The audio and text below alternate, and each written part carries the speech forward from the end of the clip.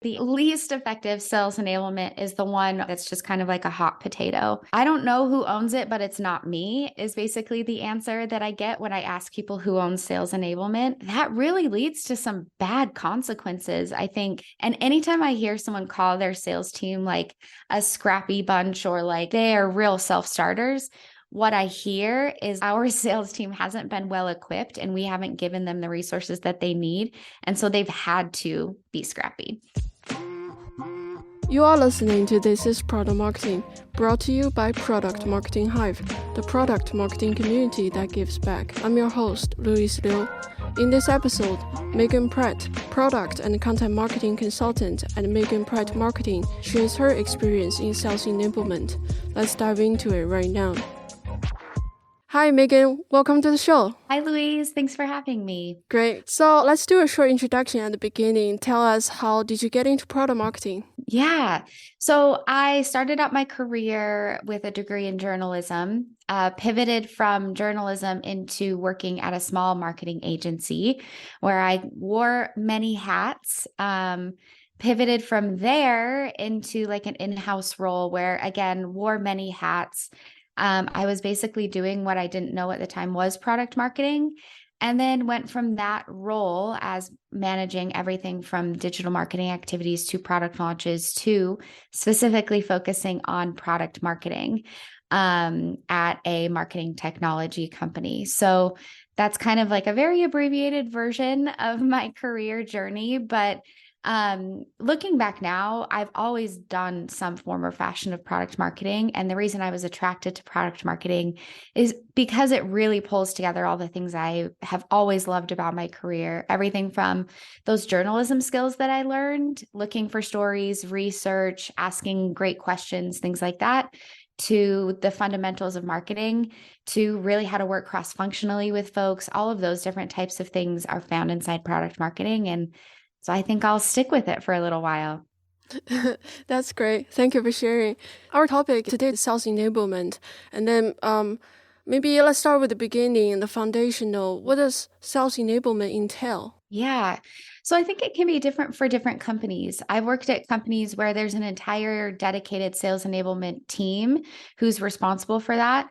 And then I've worked at companies where it kind of is one of those hot potato items that is passed between sales leadership, marketing leadership, executive teams, and sometimes just nobody. From my vantage point, and my vantage point really includes mostly working for startup companies where sales enablement is a shared priority between the marketing and the sales teams. Sales enablement really includes kind of two main aspects for me. So the one aspect is sales fundamentals. So those are things like, how do you make a good discovery call? What is the process that we're following here? And how do we train people on that? The other aspect, which is really where my focus has most often been placed, is like customer and product enablement. How do we share the information that marketing, more specifically product marketing, has about the product and about the market and customers with the sales team in really meaningful, intentional ways that really align sales and marketing and help our sales team be more equipped as they go into conversations? Makes sense. Like you said, there is a scenario that there is no dedicated sales enablement teams in the company. Should sales enablement, this responsibility goes to product marketing or not? So if not, who else should be running the sales enablement? Yeah. So I've been in that situation several times over my career where usually what happens is I'll come in as like the first leader of product marketing. And also around that time is when the sales team has gotten to a big enough size that we start to realize that some more formalized enablement needs to happen. It's at that time that I like to have a very clear, candid conversation with sales leadership, with marketing, like the VP of marketing, CMO, or even the CEO, and say, here's what I think product marketing should own, and here's what product marketing can't own. Here's what's on your plate. Here's what's on my plate, basically. And usually my strategy entails saying that product marketing will own the product and customer knowledge portion. We're responsible for making sure that our sales teams know how to talk about the product. They know when something new has been launched, they know before it's been launched. They have win-loss analysis, they have competitive intelligence, and I'll kind of be even that concrete and to like, these are specific areas that product marketing is responsible for. And then I also name some things that product marketing is not responsible for.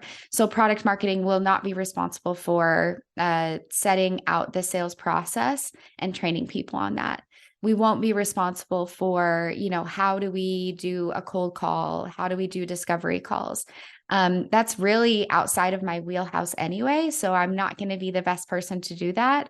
And at the end of the day, when there's limited resources, you really do have to be that clear cut and say, this is what I can handle and this is what I can't. And then once you get that alignment, then you're able to back into a plan that really fills those needs, but also makes sense for your timelines and priorities. Can you describe in what situation or what criteria has to be met at this point that it's starting to make sense to have a separate sales enablement function? Yeah. So what I often find is even when there is a separate sales enablement function, that team is still most often responsible for those sales fundamentals and will be responsible for coordinating with the product marketing team to make sure that we understand the sales needs and things like that. So more often, when a team needs like that separate sales enablement function, sales enablement training, sometimes that person's also like an instructional designer. So has like that really formalized training in how to create training processes and things like that. The sales team is much larger than say it would be at a startup. When I'm at a startup and I'm just implementing sales enablement, usually we have like 10 to 15 folks. And then once it gets past, I don't know, I'd say maybe like 25, 30 larger, that's when you want to start thinking about a formalized sales enablement plan and a sales enablement person, because you just get more people. At that point, you're probably separating the teams out into several different sales teams. Maybe you're separated by geographies or by product lines, but you want to make sure that they're unified between those. It's at that point when you start to notice like misalignments in actual functional processes. That's when you want to start thinking about like a formal sales enablement trainer person who's going to not only manage, like I said, those sales fundamentals and training people on that, but is also going to be doing surveys, is also going to be like proactively noticing gaps in people's knowledge and then finding ways to fill those gaps. You just mentioned the sales training sessions. From your experience, what would be a good cadence for running the sessions? Yeah. So my strategy, the one that I've found to be most useful, and this is through a lot of trial and error, doing too many trainings and having people feel frustrated about that and doing too few and having people kind of wonder, leaving gaps in people's knowledge that shouldn't be there. What really works best for me is that we have an every other week training cadence. What I'll usually do is I'll work with sales leadership and I'll say, okay, we're going to do every other Friday at lunchtime. Maybe we can order in lunch for everybody, make it kind of like eventize it a little bit. One Friday of the month will be the sales team's job to fill, and you can fill that with sales fundamentals. So maybe we're going to listen to the best discovery calls of the week and talk about what makes them the best. Or maybe there's a process thing that we want to cover inside Salesforce or whatever it might be. The other Friday of the month would be product marketing owned. So that's when I would come, or a member of my team would come, and we would say, okay, we have a product launch coming up. And so we're going to tell you how to talk about this new product launch. We're going to get you excited about it, and we're going to share some resources about it. So that's kind of how I've structured it. And that every other week, and really making kind of an event out of it, that really works for folks because they start to realize like, okay, this is a consistent flow of information. I know what to expect. They clear their calendars for that. And not doing it every week tends to be too much. It's just too heavy of a burden on people's schedules, but every other week tends to be just enough that they digest the information and come back to the next one ready for it.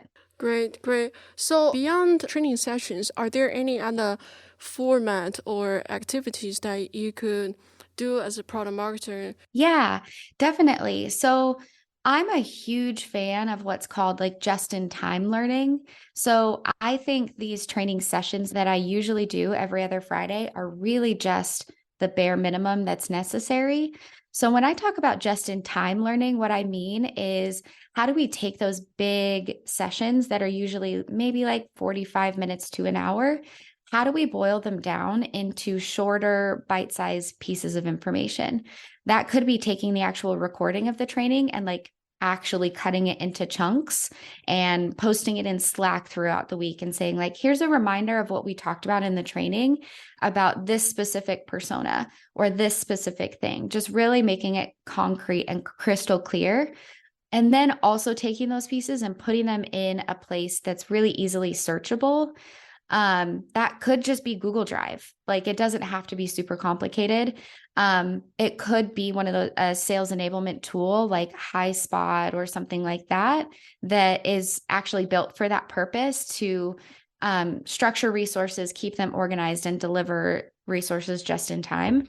Um, the other thing that I think is often overlooked when product marketing is owning sales enablement, mostly just because it does take some time, and time is in short supply, as we all know, is really being intentional about creating a feedback loop with your sales team. And so, what I mean by that is, I think a lot of times we think we know what the sales team needs. We think we're delivering the right kind of content. We're delivering based on, product launches. Like, this is what I want to say to the sales team. This is what I want them to understand about this. But we forget that the next step to that is really listening and making sure that that hit the mark and really wanting to understand any other gaps in knowledge. So for instance, sometimes I'll bring a training to the table and say, here's a product launch. And then if I hadn't stopped to listen, I would miss that the team was like, oh, well, I'm actually hearing about this competitor that you didn't cover or didn't know about. Can we have some information on that? Great. That makes us all better and all stronger if I understand that. And I think there's lots of different ways that we can do that. One of those being just like listening in Slack channels. I also like to ask for an invitation to like maybe one sales team meeting a month so that I can actually just say like, hey, now's your time to give me any feedback that you want. I will just sit here and listen. That's been really helpful. And then generating those like really close, trusting relationships with the sales team and members of the sales and success teams so that they feel comfortable and confident in giving me information and giving me feedback. And they know that I'll do something with it, whether it's right now or in the future. They know I'm listening and I want to take action on that. So, Megan, what are your thoughts on some of the sales enablement platforms available out there, HighSpot or others? Yeah, I am a huge fan of those platforms. I think they do a really great job at organizing content, surfacing things when people need it, providing functionality like video trainings or coaching. I think first, though, you really have to consider your strategy. You really have to make sure that the strategic aspects are there first. For instance, I wouldn't come in to a new product marketing role where there hasn't been sales enablement and implement a technology purchase like right up front. I wouldn't do that. What I would do is I would first assess the process. I would see, what are some things that we can do right now before spending this money, before kind of implementing this. And then once you're ready to implement a HighSpot, a show pad, something like that, then you'll be well placed to make that a successful purchase as opposed to something that, and I've done this too, you purchase it thinking it's going to solve all your problems and then it sits on the shelf, nobody uses it. I see. Do you have any helpful tips to share with fellow product marketers about building the trust between the product marketing function as well as the sales function? Yeah, definitely. That's something that, in my experience at least, nobody really sits you down and is like, okay, one of the critical parts of your job is generating this feedback loop and building a trusting relationship with the sales team. And even if they say that, there's no like how to do that. There's a reason why sales and marketing teams kind of have this friction relationship. And it's because we're working towards the same goal, but we see our worlds very differently. The number one thing that I always do, whether I'm coming into a new role, meeting a new person, working on a new initiative, is I kind of do like a listening tour. So I will ask for some time on people's calendars, some key people on the team. Usually that's the sales leaders. So maybe like the leaders of the different sales teams. But sometimes there are also just like influencers within the organization who have either been there for a while or just kind of one of those people that are natural leaders who naturally, notice problems and can speak to them. And I will just sit down with them and just say, like, what's on your mind? What can I help with? What are your expectations for how this project or this role or whatever is going to go? And then I just listen. And then I try and reflect back to them what I've heard and say, like, so what I'm hearing from you is you feel like you're going into deals with very little understanding of the competitive landscape. Is that accurate? Great. What's a desired solution to that? And then we can kind of start to think about solutions. And then the next step is I take all of that information to heart and really try and craft a plan to make that happen.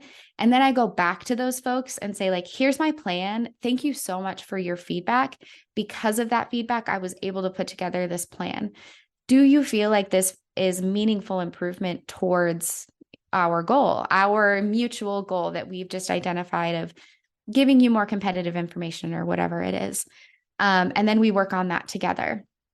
I think the thing that I've noticed is like between the listening and reflecting, and then very quickly following that up with even bite-sized chunks of progress, that is really what spins this feedback loop. And then they start to trust you, because I think just the listening, that's not enough. Just the putting out information, that's not enough, because it won't be really based in what they've told me they need. So really it's both. And I think sometimes we do one, sometimes we do the other, but the best product marketers I've noticed do both of them. I've heard some of the product marketers, one of the challenges they ran into is that they are somehow being viewed not as strategic enough, somehow just gradually become the order table for the sales team. So how do you sort of address this problem? Yeah, definitely. And I think specifically in our relationship with sales, it can feel a lot like that, because I think, in my experience, at least, the sales team is really governed by either their last or their next interaction. So if their last deal, they felt unprepared about something, or if they felt like they wanted a one-sheeter for this specific conversation that they didn't have, that's going to be the only thing on their mind. And they're going to come to you and say, like, this is an urgent priority. I need a one-sheeter about this thing, or like, we need more information about this. This has to be a priority. And we, as product marketers, most product marketers that I've met really want to help. We want to solve problems. We're problem solvers. That's what got us into this position in the first place. And so we hear a problem, we want to solve it. I would say that a lot of product marketers need to make the priority less about helping those urgent needs right now and more about backing up and understanding where the need is coming from. So, for instance, if a salesperson comes to you and says, I've been talking to a lot of people under this persona and I don't feel prepared to talk about it. None of our messaging is focused toward this persona, all of that kind of stuff. I think that's a common story that a lot of people hear. Instead of just jumping in and saying, like, yes, absolutely, I'll do some research, I'll prepare a one-sheeter, we're going to take care of this for you. What I would do instead is I would just ask some questions and say, like, okay, tell me more about why you're talking to this person. If it's outside the messaging, are we sure it's a good fit here? Is there something else that could fit this need? Is it a misunderstanding between you and the customer? Let me listen to some of your calls and see if I can hear, like, the questions they're asking that you don't feel prepared to answer. And I think that's a tricky thing to ask product marketers to do, because we're so busy that it's like, oh, you actually want me to go do more work? But that's really the only way to be more strategic, is if you pull back, you pump the brakes a little bit, you don't try and solve the problem urgently, and you ask some questions. I think the other thing too is I think a lot of product marketers jump into their roles and immediately hit the ground running and start kind of cleaning up what, for lack of a better term, I call like product marketing debt. There's product marketing debt at every organization. It takes the form of one-sheeters or trainings or web pages that need to be created, and we want to clean that up. But I would really encourage people to like take a step back and again, do some listening first, do some understanding first, do some like try and get the lay of the land before you just start solving problems and try and see things from a little bit higher of a vantage point. And then you can start to say, like, okay, for instance, back to the original example, that persona that you were talking about that you don't feel prepared to talk to, I totally understand that.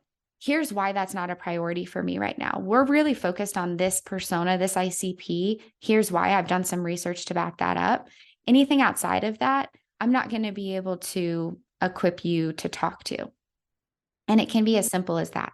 That's not an easy conversation to have, but it's easier if you have first prepared like a strategy, a path forward, a roadmap for yourself and your team.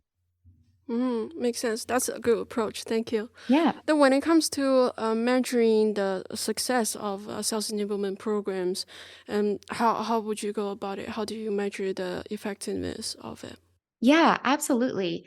I think measuring product marketing is another hot topic that is kind of a controversial topic. I've heard product marketers say, like, we shouldn't be held accountable for metrics. It kind of like muddies the water. I've seen people really push hard for product marketing to like own numbers and own metrics. I find myself somewhere in the middle. What I want product marketing leaders and product marketers in general to do is I want people to understand what the organization's goals are.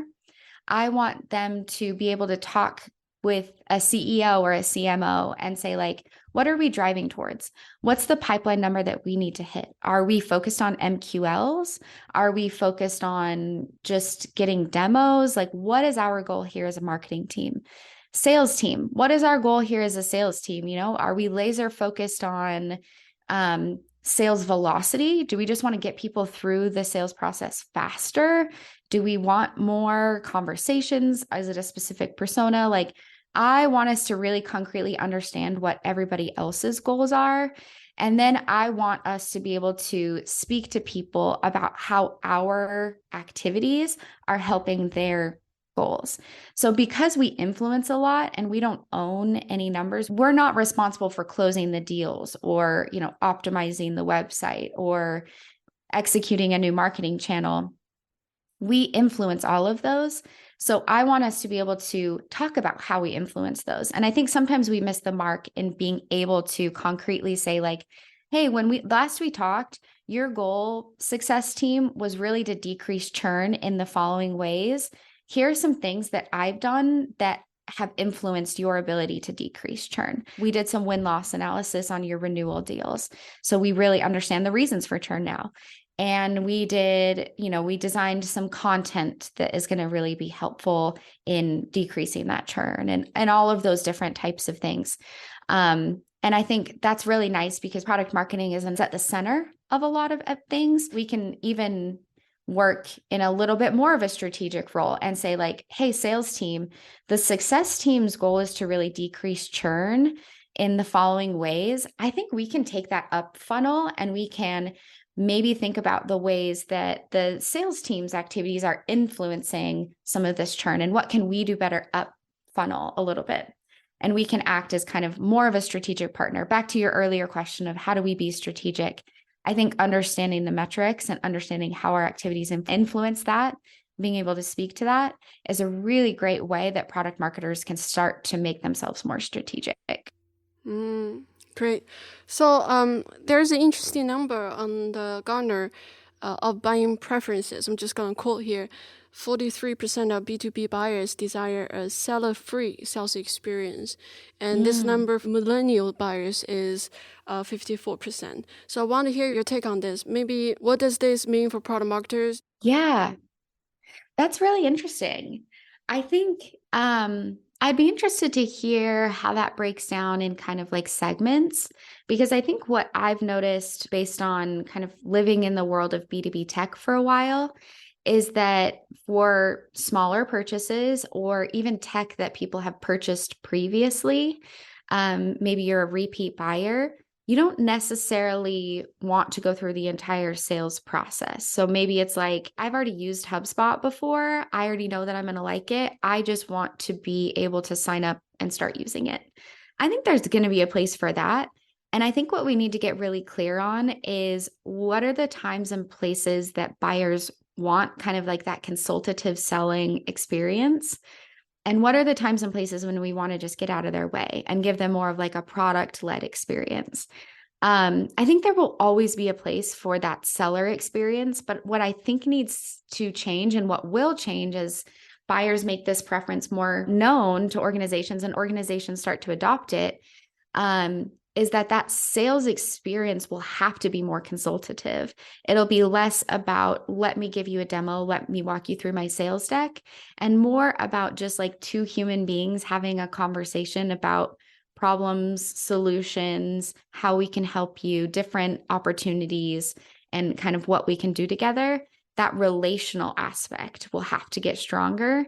And that opens up a really interesting opportunity, I think, for product marketers to equip teams to have conversations outside of just like, you have to stick to the sales deck. You have to say X, Y, and Z. You have to dig into these 3 pain points and ask these questions. It makes us be more of a partner and we have to do more research and we have to do more digging and we have to really deeply understand our buyers in order to equip our sales teams to be consultative.